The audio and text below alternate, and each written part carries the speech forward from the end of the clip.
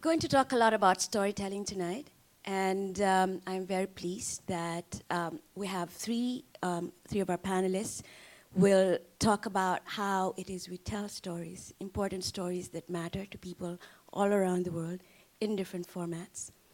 Storytelling is as old as humanity, but there are new ways to tell stories.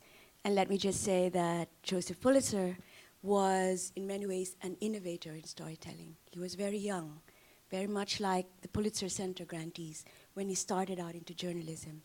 And he created an audience for newspapers that didn't exist before. You could say he's like the BuzzFeed or the Vice News of the late 19th and early 20th century. He used large pictures, he used illustrations.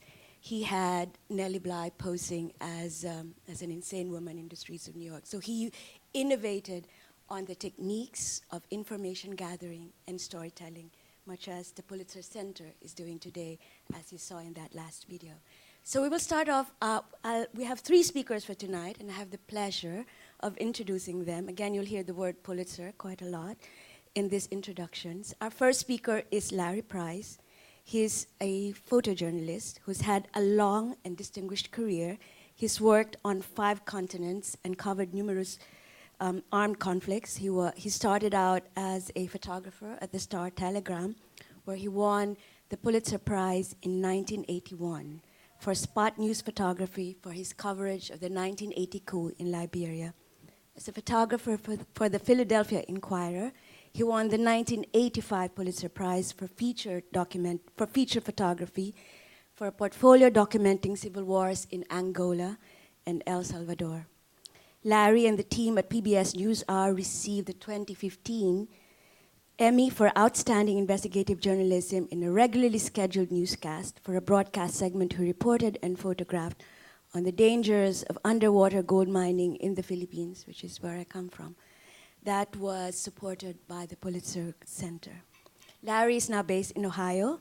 He has a long and storied career. He's worked for 6 newspapers. He's photographed for National Geographic. He's done stuff for television. His images and essays have appeared in numerous national and international publications. Larry Price. Yes.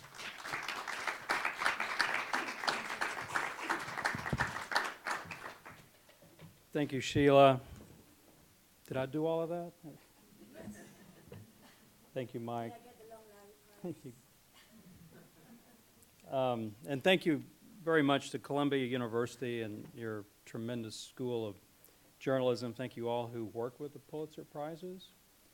And to all of you who are hosting us here tonight. What a great event this is. Thank you again. It's truly an honor to be here to pay tribute to the tremendous legacy of the Pulitzer, and what an amazing privilege it is to continue to work with the Pulitzer Center.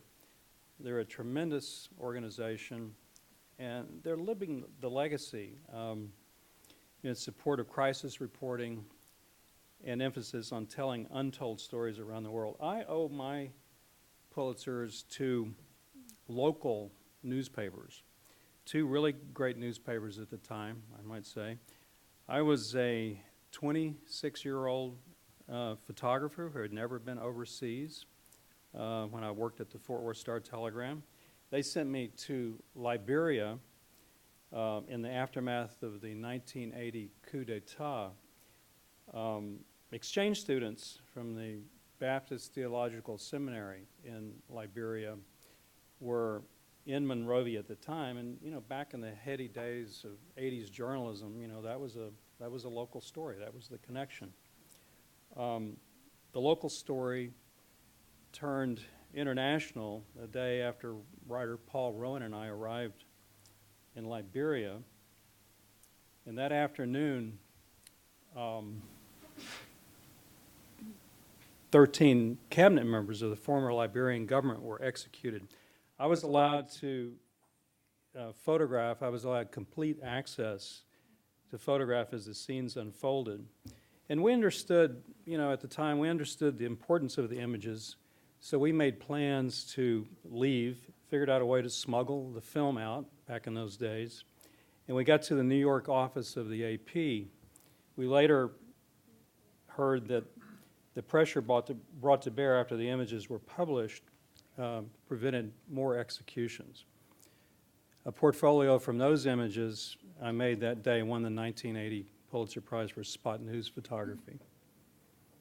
I had the great fortune to work with the legendary editor Gene Roberts in the Philadelphia Inquirer between 1983 and 89, as Sheila mentioned. And it was while I was working as a photographer at the Inquirer that I covered, a lot of military conflicts, primarily in Africa. The resulting humanitarian crises in El Salvador and Angola were part of those conflicts, and those photographs won the 1985 Pulitzer for feature photography. I spent the next 2 decades moving between editing and shooting, more time behind an editor's desk than behind the camera, I might add. But in 2011, I left the newspaper business, and that gave me the time and the freedom to pursue a photographic project that I'd been thinking about for almost 30 years, since the time I shot those original pictures of child soldiers. I wanted to document the conditions that forced children into dangerous and somewhat terrible, horrific conditions. I wanted to photograph child labor, so I decided to look at children working in the sector of small-scale gold mining. Child labor, I might add, exists in more than 200 countries. The United Nations estimates that more than 168 million children work worldwide. 85 million work in hazardous conditions. 20 million more work in small-scale gold mining. I shot the first part of the child labor project in the Philippines, where I found children as young as 3 working alongside older siblings, their parents in the surface mines, and I photographed teenagers working deep underground. I self-funded my first trip to the Philippines and shot the story without a particular market in mind. And for a time, it looked like there might not be any interest in the photographs, but then my good friend and former editor of the Los Angeles Times, John Carroll, who sadly many of you know we lost last year, introduced me to John at the Pulitzer Center, and the rest, they say, is history. The Pulitzer Center has provided amazing grant support to enable me to continue to document child labor in the surface mines of Burkina Faso and the underwater mines of the Philippines, and in Indonesia, where we are also documenting mercury pollution and its tragic effects on the miners and their families. The Pulitzer Center has shown tremendous support for these stories, and I can say without question this project on child labor would have never been possible without their help and support. So now I'm working with the Pulitzer Center on a grant-funded project to document the health effects of global pollution. This is a very ambitious project. We're very grateful for the help and support of the Pulitzer Center. And again, it would be impossible to execute without the Pulitzer Center's wide-ranging support, their expertise, and their connections in the media. We're also teaming up with PBS NewsHour to produce numerous broadcast segments on the pollution project. 2 NewsHour episodes that we've reported, photographed, and filmed in Indonesia, India, and Bangladesh are in production now. One of these focuses on industrial pollution along Indonesia's Citarum River, which supplies water to more than 30 million people in the greater Jakarta region. The Citarum has been called the most polluted waterway in the world. And the second upcoming NewsHour project looks at the leather industry in Bangladesh, where unregulated dumping of heavy metals and toxic chemicals are polluting the groundwater used by hundreds of thousands of residents in the capital of Dhaka.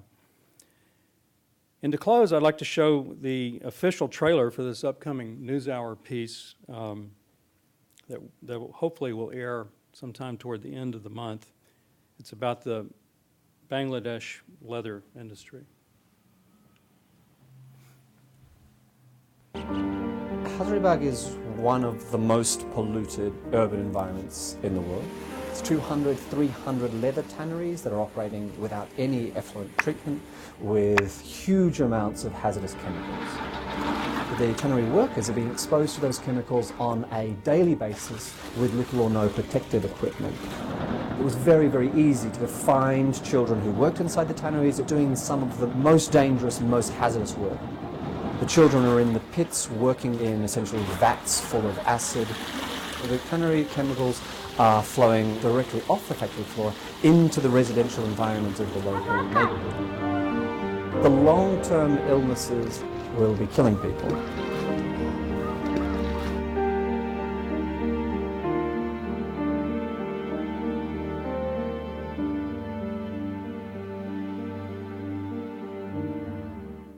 So I hope you'll see that later this month. Thank you very much.